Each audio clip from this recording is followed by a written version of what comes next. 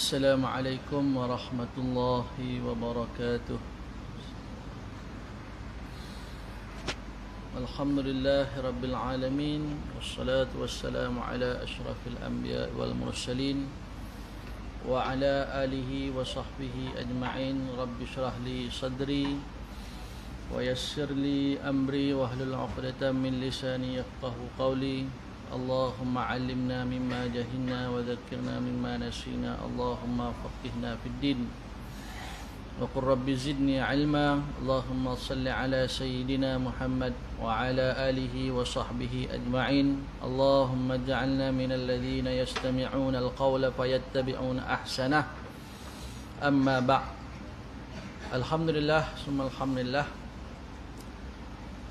Tuan-tuan, puan-puan, seluruh saf kepimpinan surau An-Nur, daripada pengerusinya sehinggalah semualah yang tak dapat saya sebut satu persatu. Syukur kita ke hadrat Allah Subhanahu wa taala, kerana dengan limpah taufik, hidayah, inayah daripada Allah, kita dapat terus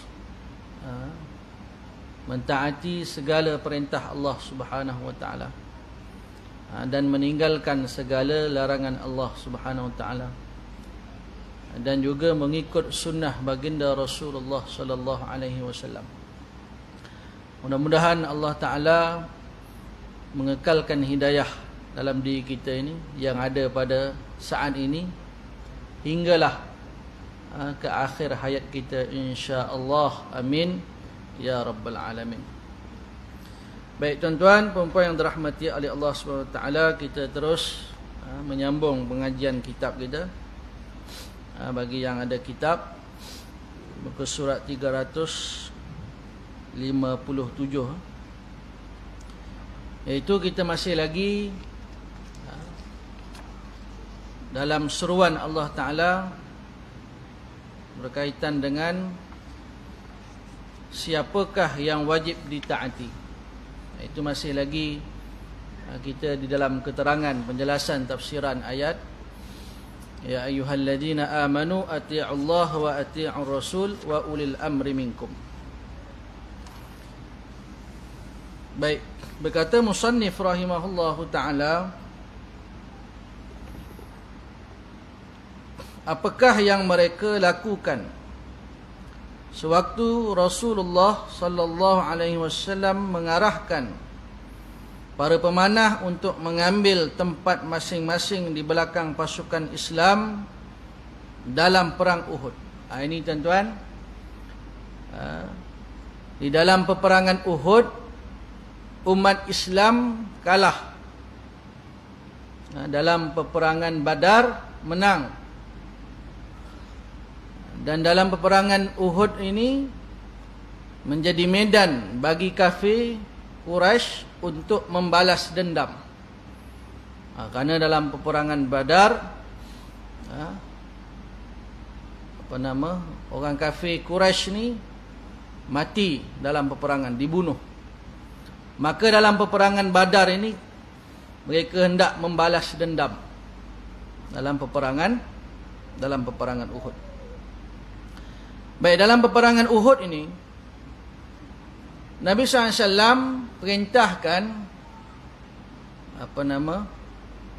pemanah, pasukan pemanah. Maka mereka ditempatkan di atas bukit, dan Nabi SAW arahkan jangan berganjak, tetap di situ. Tetapi bila mana mereka melihat umat Islam telah menang, dia tengok dah menang dah, buat apa lagi kita tunggu kat atas ni? Baik, kita turun, kita pergi ambil harta ghanimah, harta rampasan. Jadi mereka tidak taat kepada baginda Rasulullah sallallahu alaihi wasallam. Baik, kata pengarang, mereka meninggalkan tempat masing-masing selepas melihat kaum muslimin menang ke atas musuhnya. Baik, itu pentingnya ketua, amir, ketua tu. Maka dia kena taat, apa jadi pun kena taat, tak boleh langgar. Bila mana tentera Islam langgar arahan itu, maka kalah mereka. Ya. Jadi mereka tinggalkan tempat masing-masing. Bila mana melihat kaum muslimin menang ke atas musuhnya, mereka turun untuk mengambil harta rampasan perang. Syaitan menghasut mereka untuk melanggar perintah Rasulullah sallallahu alaihi wasallam dengan meninggalkan tempat masing-masing. Sepatutnya tuan-tuan, mereka tak boleh dengarlah bisikan lain selain daripada arahan Nabi sallallahu alaihi wasallam. Taat sepenuhnya, tidak berbelah bahagi. Sebab itu dalam perang Uhud ini juga ada golongan yang berpatah balik. Pergi jumlah tentera Islam 1000 orang.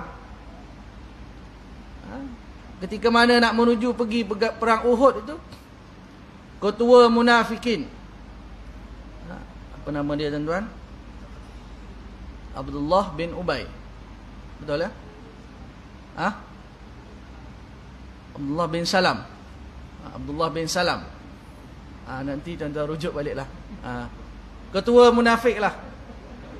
Tapi belakang dia ada Ubay-Ubay punya tu lah. Dia tak lari jauh lah tu. Senang cerita ketua munafik lah.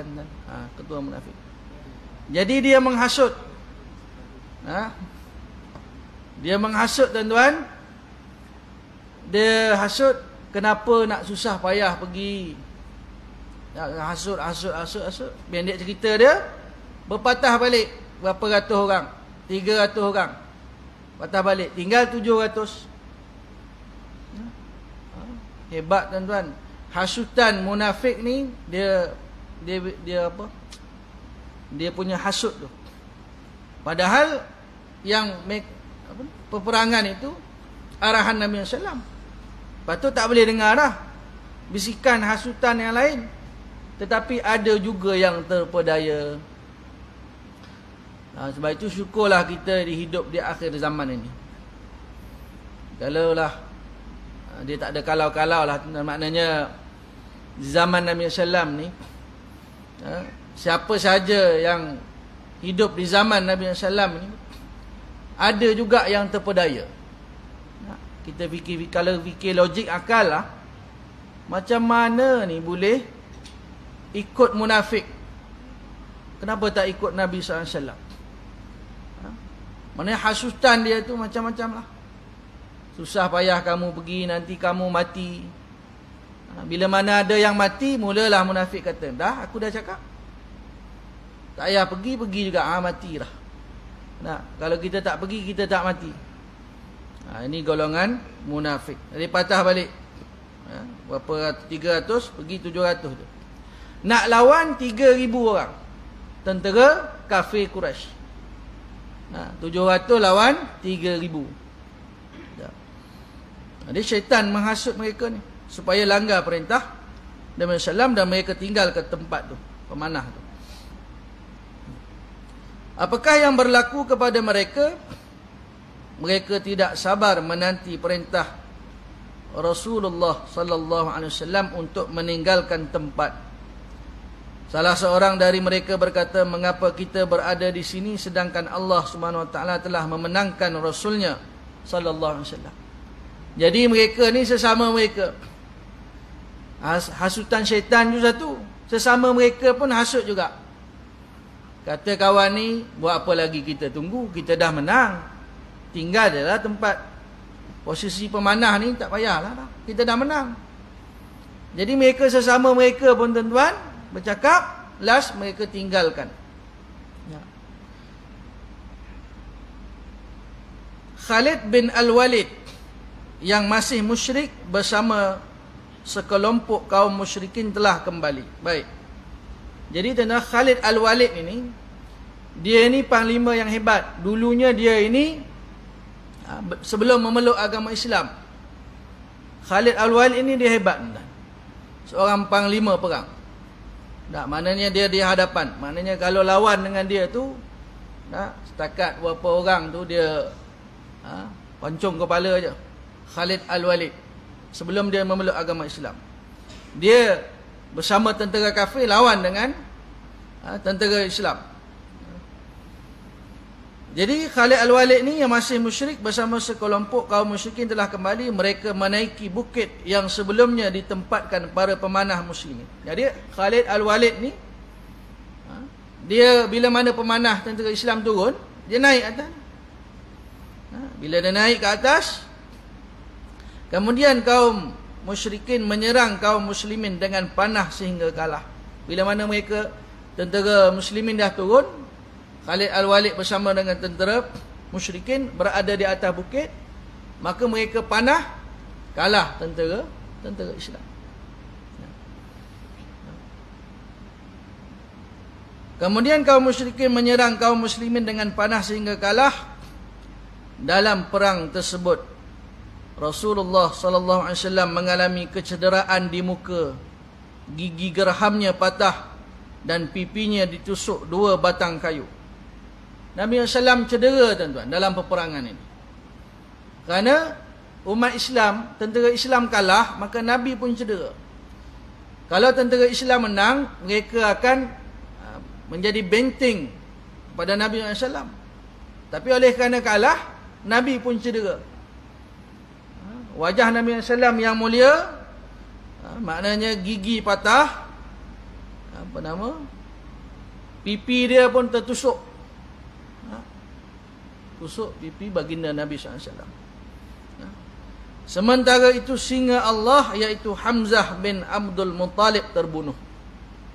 Sayyidina Hamzah ni bapa saudara Nabi SAW yang memeluk agama Islam.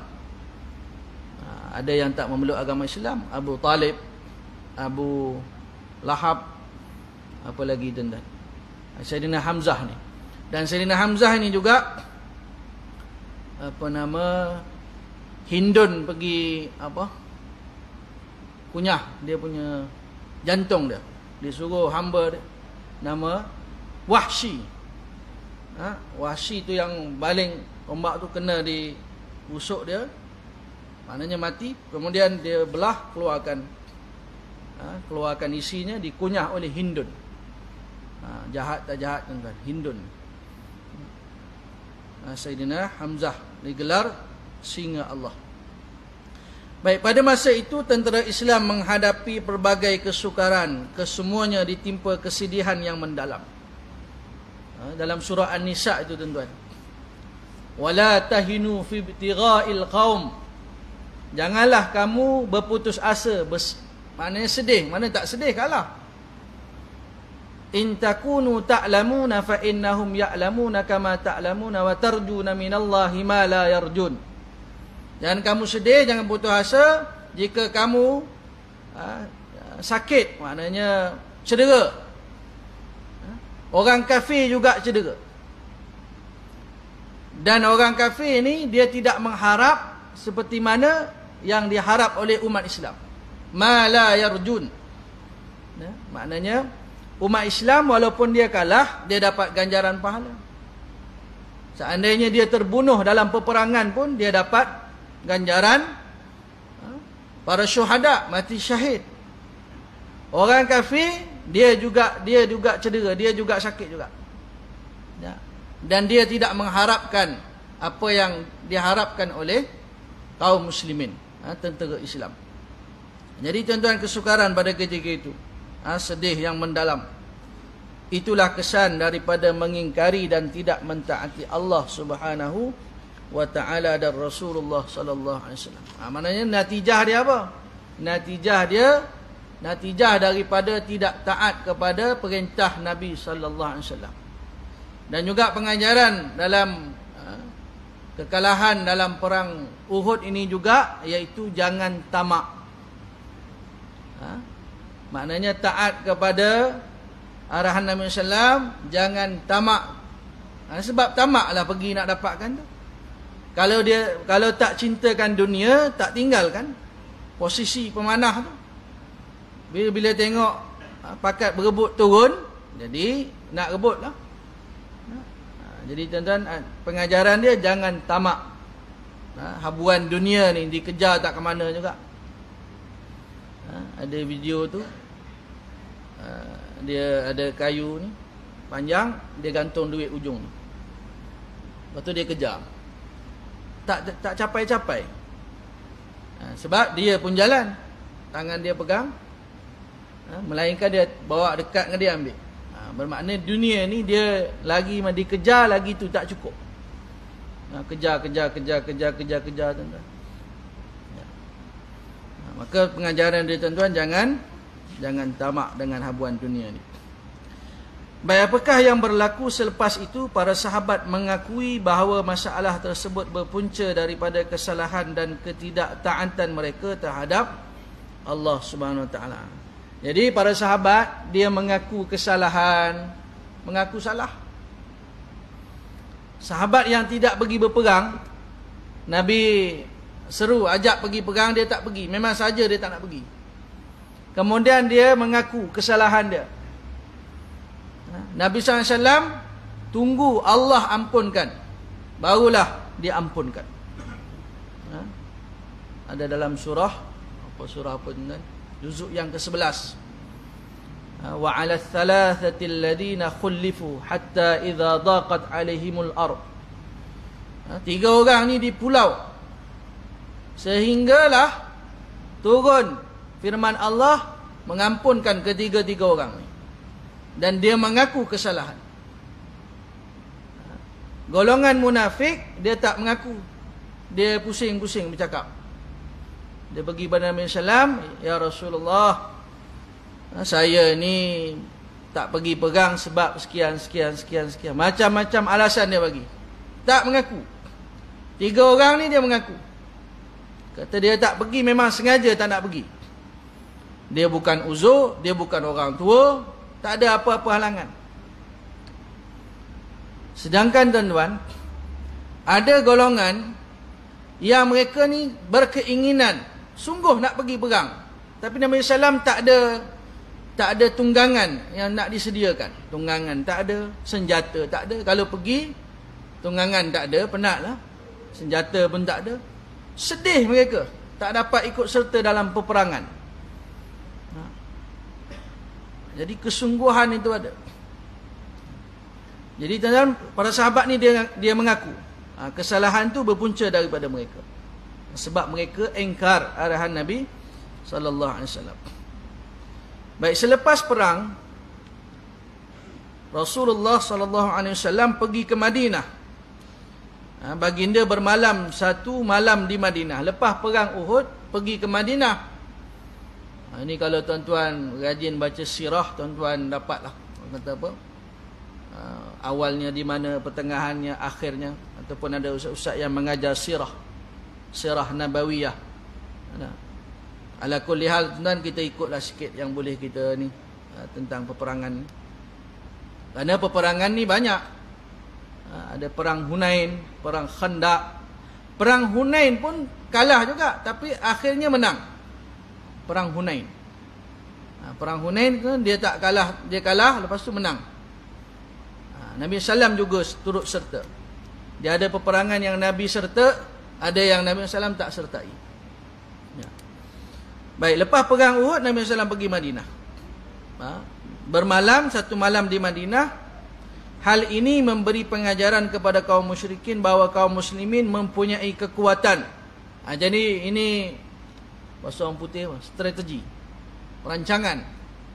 Jadi nak menunjukkan kepada kaum musyrikin bahawa tentera muslimin ni masih ada kekuatan, mempunyai kekuatan. Jadi bermalam di Madinah 1 malam. Segala yang menimpa tidak mempengaruhi kekuatan, tekad dan hati mereka. Jadi tak boleh kita ni tunjuk pada musuh bahawa kita dah down dah. Betul orang putih kan, down kan. Dia dah lemah semangat. Lemah semangat dah. Habislah kita, habislah. Dah cedera, kalah, macam-macam kan. Jadi itu juga tuan-tuan, maknanya jangan tunjuk pada orang kafir bahawa kita dah lemah. Kena tunjuk bahawa kita masih lagi macam hero lah kan. Dia jatuh tu pun, dia kalau dia dah bergetar tangan dia tu, siap lah. Body dia dah, ataupun dia koyak baju Jadi sebelum dia koyak baju, tak nampak dia punya kuat lagi. Biasa kalau buka baju, confirm menang. Confirm. Dalam filem lah. Yang realiti punya tak tahulah tuan. Dia ada realiti satu lagi, fantasi ke apa. Yang kita bayangkan, yang betul-betul jadi. Macam orang ni lah lawan Kung Fu, Ip Man lawan Taekwondo. Dia buat demonstrasi ke apa.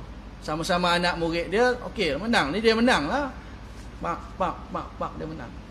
Sekali dia hadap MMA punya tu, tinju punya tu, baru dia begini, pak, hinggap penumbuk kat hidung, berkicap. Berdarah. Dia duduk gini-gini, kawan tu tak tunggu dah. Ya. Kita tengok tuan-tuan yang peninju Thailand tu, dia lawan tu. Orang tumbuk tak rasa apa tuan. Dia suruh tumbuk lagi. Tengok latihan dia macam mana, training dia. Kita jangan tuan-tuan rasa macam kuat. Sekali orang bubuh kita tuan-tuan, pengsan di situ. Jadi sampai mana tadi tuan? Jadi jangan tunjuk. Jangan tunjuk tuan-tuan kepada orang kafir bahawa bila kalah tu dah lemah. Jualah kita balik rumah semualah.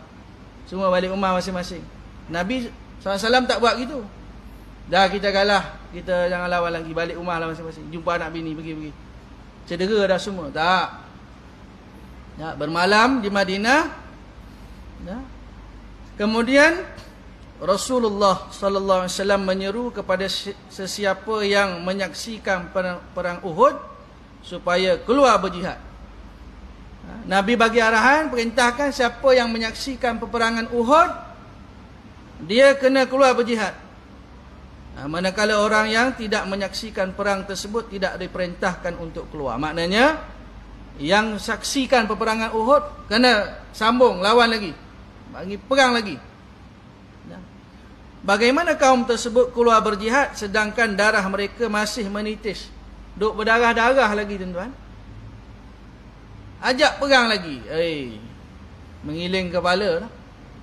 Itu para sahabat tak jadi masalah bagi mereka. Bila mereka diperintahkan, mereka taat. Sami'na wa ata'na. Kita tuan-tuan cerita bolehlah taat, nak buat payahlah tuan-tuan.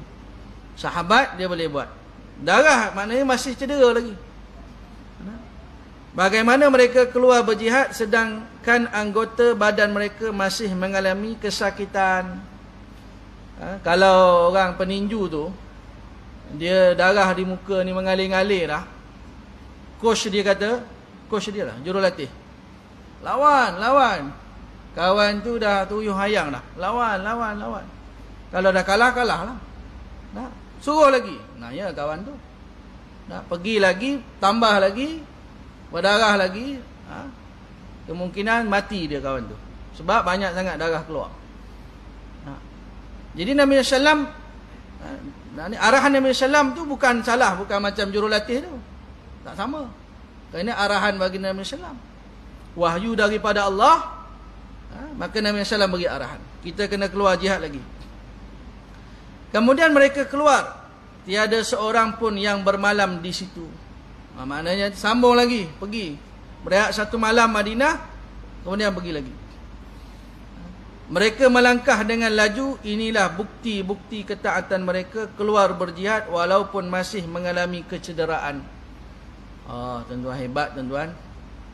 Kita kalau dah penat tuan-tuan, solat Jumaat pun tak pergi dah. Terus terang saya cakap, malam tidur pukul 1, pukul 2. Contohlah ada hal ke apa ke, ataupun musafir ke, tidur tak cukup, kunci jam dah pukul 6 ataupun 5.45, tapi penat sangat, kita tak bangun dah, penat tidur je. Itu pun kita tak mampu tuan-tuan. Ini para sahabat cedera, anggota badan ni sakit, perang. Yang kena panah, yang kena pedang, yang kena tombak, cedera, pergi perang lagi. Diriwayatkan bahawa seorang lelaki dari Bani Abdul Ashhal berkata, aku dan saudara lelakiku menyaksikan perang Uhud bersama Rasulullah sallallahu alaihi wasallam. Ada seorang lelaki daripada Bani Abdul Ashhal. Dia kata dia dengan saudara lelaki dia, mereka saksikan perang Uhud, maka mereka kena wajib pergi. Arahan Nabi sallallahu alaihi wasallam. Kami pulang dalam keadaan luka. Dia kata kami ni luka, pulang dalam cedera lah. Sewaktu seorang muazzin Nabi sallallahu alaihi wasallam menyatakan, Rasulullah SAW menyatakan untuk keluar menghadapi musuh, aku berkata kepada saudara lelakiku, apakah kita akan melengahkan masa untuk berperang bersama Rasulullah sallallahu alaihi wasallam? Maka ada, maknanya bersembang jugalah sesama mereka. Ini ajak perang lagi ni, kita nak pergi perang lagi ke? Maknanya lelaki daripada Bani Abdul Ashhal ni, maknanya dia kata, kita nak lengahkan ke, nak pergi perang dengan Nabi SAW ni? Demi Allah, kita tidak mempunyai binatang tunggangan, payah sebut, tunggangan, sedangkan kita mengalami kecederaan parah. Kata dua orang ni, kita ni tunggangan pun tak ada. Maknanya unta keldai kuda tak ada. Dah kita pun cedera, sedangkan kita mengalami kecederaan parah, kami pun keluar berjihad bersama Rasulullah sallallahu alaihi wasallam. Kami mengalami luka ringan. Setelah kalah, kami perlu berjalan beberapa jarak untuk menemui pasukan muslimin. Dah kena berjalan kaki, cedera jalan kaki lagi, berapa jarak. Apakah yang berlaku pada mereka sewaktu bergegas untuk melaksanakan perintah Rasulullah sallallahu alaihi wasallam, Nabi yang paling mulia, dengan nikmat dan anugerah Allah Subhanahu wa taala, mereka bebas dari segala malapetaka. Oleh itu lihatlah bagaimana Rasulullah sallallahu alaihi wasallam memberikan tauladan kepada sesiapa sahaja yang mentaati dan menentangnya. Jadi tuan-tuan, Nabi sallallahu alaihi wasallam bersabda, Rasulullah sallallahu alaihi wasallam bersabda, innama masali wa mathalu ma ba'athani Allahu bihi kamathali rajulin ata qauman faqala ya qaumi inni ra'aitul jaisha bi'ainayya. Ini Nabi sallallahu alaihi wasallam bersabda tentang kumpulan golongan yang taat dengan golongan yang ingkar kepada arahan Nabi sallallahu alaihi wasallam. Maksudnya perumpamaan antara aku dengan apa yang diutuskan Allah Subhanahu wa taala bagaikan seorang lelaki yang mendatangi satu kaum. Lelaki itu berkata, wahai kaumku, aku melihat pasukan musuh berada di hadapanku dan aku memberi peringatan yang benar. Ini Nabi sallallahu alaihi wasallam bersabda, perumpamaan Nabi sallallahu alaihi wasallam, maknanya antara Nabi SAW dengan apa yang diutuskan oleh Allah SWT, seperti seorang lelaki, dia bagi tahu kaum dia, aku tengok pasukan musuh berada di hadapan aku beri peringatan yang benar. Aku beri peringatan yang benar. Wa inni anan nadhiru al-urya fan najaa an-najaa fa ata'ahu ta'ifatun min qaumihi fa'adlaju fantalaqu ala mahalihim fanajau. Ini kelompok yang pertama tuan-tuan. Kemudian satu kelompok pun menurut perintah tersebut. Ini satu kelompok Nabi ajak pergi berperang, walaupun lepas perang Uhud kalah, cedera, tunggangan pun tak ada, mereka taat. Satu kelompok taat. Pada waktu malam mereka bergerak dan melangkah perlahan-perlahan dalam keadaan selamat. Fanajau, maka selamat. Manakala satu kelompok lagi, wa kadzabat ta'ifatun minhum fa asbahu makanahum fasabbahuhum al-jaishu fa ahlakakum. Manakala satu kelompok lain mengingkari perintah tersebut, mereka tetap berada di situ. Satu kelompok lagi Nabi perintahkan, dia tak taat. dia tak pergi berperang. Seterusnya pasukan musuh pun menyerang dan membinasakan mereka. Ini perumpamaan.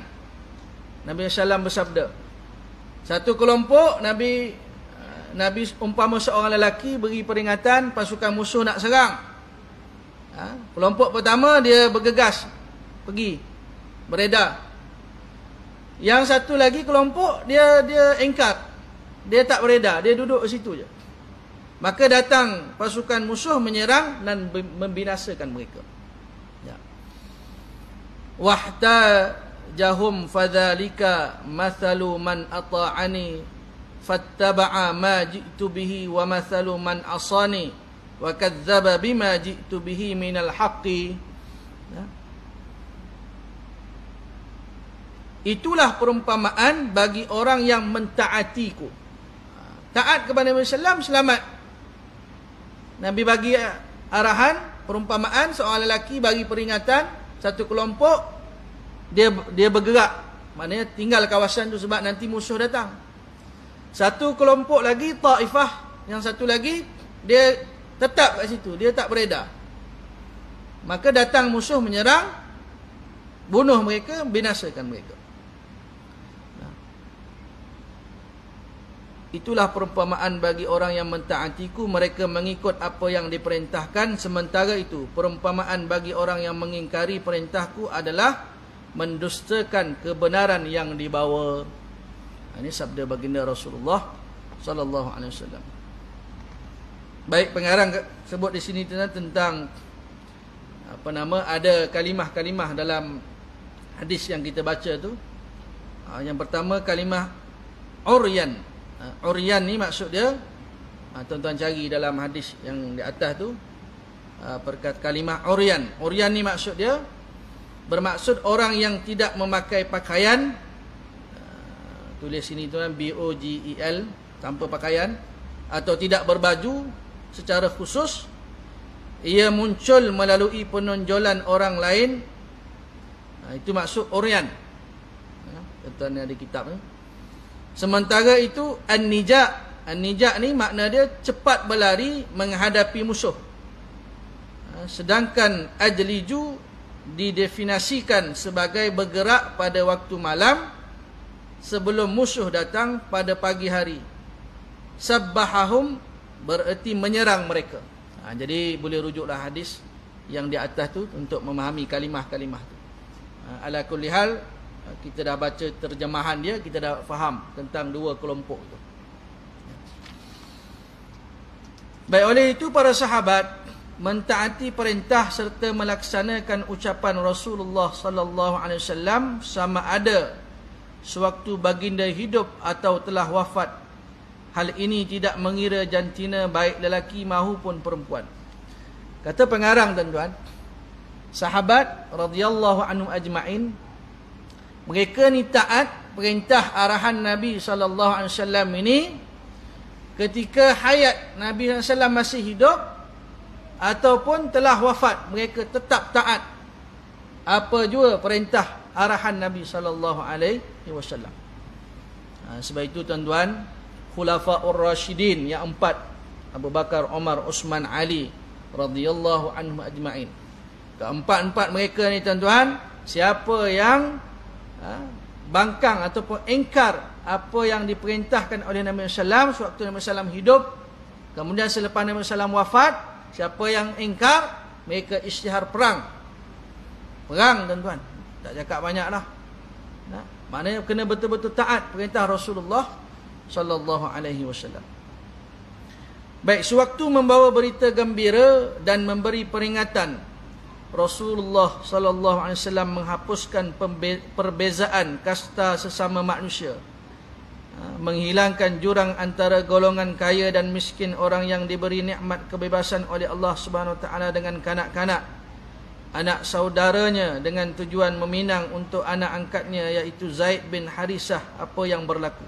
Ini tuan-tuan, pengarang masuk tentang ketaatan Zainab binti Jahsh.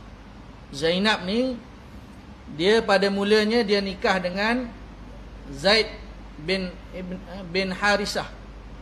Yang mana Zaid ni adalah anak angkat Nabi sallallahu alaihi wasallam. Ketika mana Nabi sallallahu meminang Zainab binti Jahsh ni untuk Zaid bin Harisah, pada mulanya Zainab tak nak. Sebab Zaid ni adalah seorang hamba. Manakala Zainab ini seorang yang orang kata apa, tak sekufu lah. Mula-mula dia tolak. Ini disebut Zainab menolak keinginan Rasulullah sallallahu alaihi wasallam itu dan berkata, saya tidak mau berkahwin dengannya.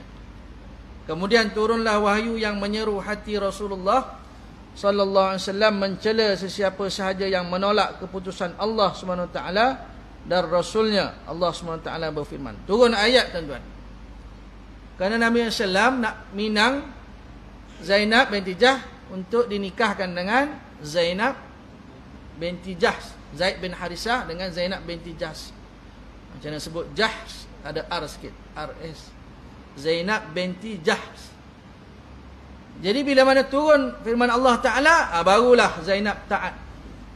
Dan kisah dia, lepas dah nikah dengan Zaid, ringkasnya berpisah, maknanya bercerai lah.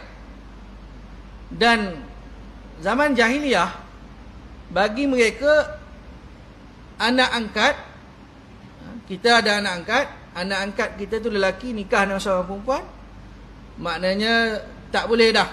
Maknanya walaupun dah bercerai, tak boleh bapa angkat nikah dengan isteri anak angkat tu. Jadi zaman jahiliyah dia begitu, kefahaman mereka faham macam tu. Maka tetapi Allah Subhanahu wa taala turunkan ayat, falamma qada Zaidun minha wa taran zawwajnakaha.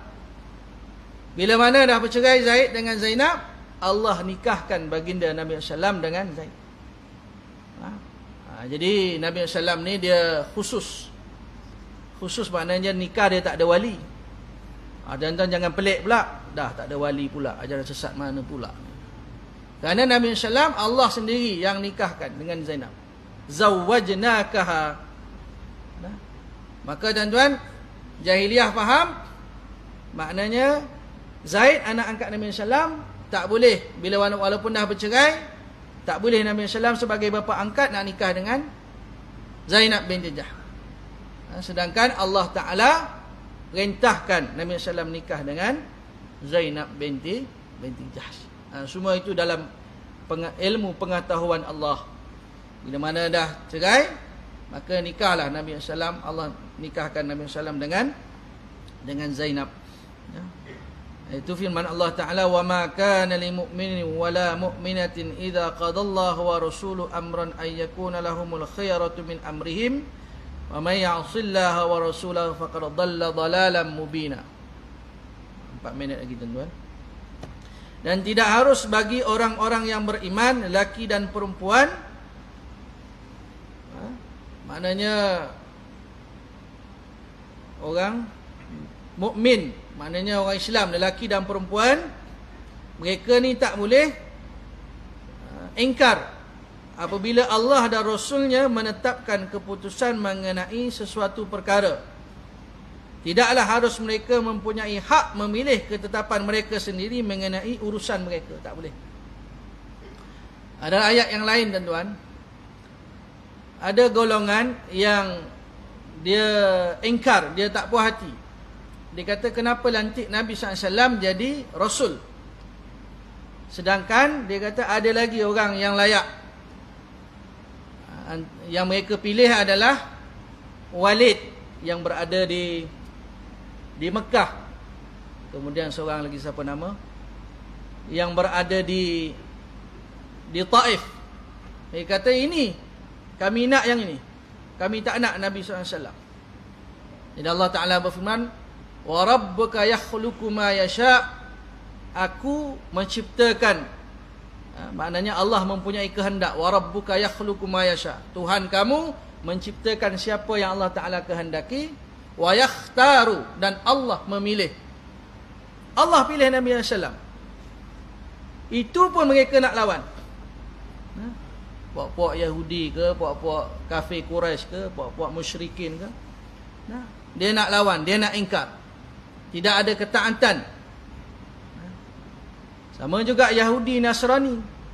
Yahudi Nasrani, dia dah tahu Nabi SAW ni benar, ada dalam kitab Taurat Injil. Kalau mereka menghadap Nabi SAW, pergi memeluk agama Islam, selesai masalah. Tetapi dia tak nak taat, dia tak nak patuh, tak nak tunduk. Ada keingkaran, ada kesombongan dalam hati mereka. Sebab itu mereka tak boleh taat. Kita orang mukmin kena taat. Orang Islam kena taat apa jua perintah Allah Subhanahu wa taala. Maka kita tidak ada pilihan. Kita tidak ada pilihan, tuan-tuan. Ay yakuna lahumul khiyaratu min amrihim. Tak ada pilihan melainkan kita taat apa jua perintah Allah dan Rasulnya sallallahu alaihi wasallam.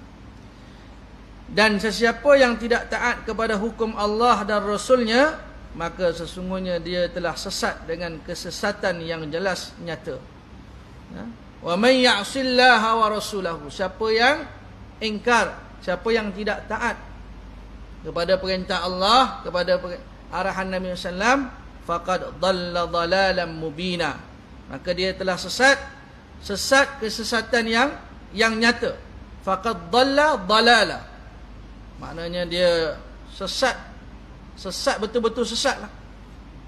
Faqad dhalla dhalalan mubina. Sesat yang nyata. Al-Quran itu jelas. Al-Quran, tilka ayatul kitab bil mubin. Mubin, jelas. Ini sesat yang nyata, jelas, terang. Ya. Jadi tuan-tuan, siapa yang ingkar kepada Allah dan Rasulnya sallallahu alaihi wasallam. Baik, kita bagi laluan pada azan insya-Allah. Amin amin.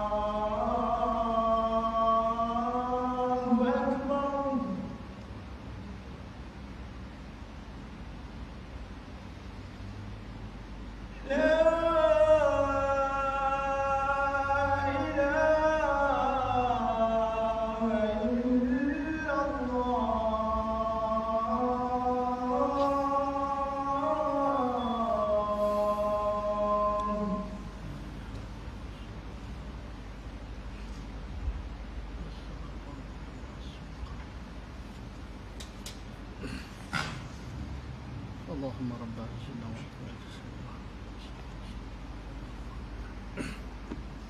Allahumma salli ala sayyidina Muhammad wa ala ali sayyidina Muhammad.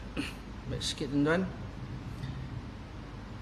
Ketika Rasulullah sallallahu alaihi wasallam membacakannya, iaitu ayat ini tentang orang mukmin, orang mukmin lelaki dan wanita tak ada pilihan melainkan taat perintah Allah dan Rasulnya sallallahu alaihi wasallam. Zainab bertanya, wahai Rasulullah, apakah engkau redha dia menjadi suamiku? Maknanya, apakah engkau redha ya Rasulullah Zaid menjadi suami aku? Rasulullah sallallahu alaihi wasallam menjawab, ya Zainab. Ya, Zainab berkata, jika demikian saya tidak akan menderhakai Allah SWT dan Rasulnya. Saya redha dengan apa yang Allah SWT dan Rasulnya tentukan. Akhirnya Zainab setuju untuk nikah dengan Zaid bin Harisah. Dan walaupun tuan-tuan, kita kata jodoh tak panjang lah Zaid dengan Zainab ni, walaupun demikian kita jangan kata maknanya orang soleh-soleha pun berpisah juga. Dia bukan boleh kira tuan-tuan. Kadang-kala pasangan tu memang tak serasi dah. Nampak macam mana? Nah, maknanya dibolehkan. Nah, kalau tak ada jalan dah, nak buat macam mana? Bila mana berpisah, maka walaupun Zaid datang kepada Nabi SAW, tanya pendapat lah, dia nak berpisah. Nabi SAW kata, takwa kepada Allah, jangan kamu berpisah. Walaupun Nabi SAW, maknanya selepas itu Nabi SAW sendiri akan nikah dengan Zainab. Nabi SAW tetap bagi nasihat, takwa kepada Allah, jangan kamu, maknanya jangan berpisah. Jadi ala kulli hal tuan-tuan, apa yang kita bincang pada malam ni tentang ketaatan kepada Allah SWT itu akan menyelamatkan kita, maknanya akan menjamin kita keselamatan dunia dan akhirat. Jadi cukuplah sekadar itu tuan-tuan. InsyaAllah kita sambung pada kuliah yang akan datang, masih lagi dalam ketaatan.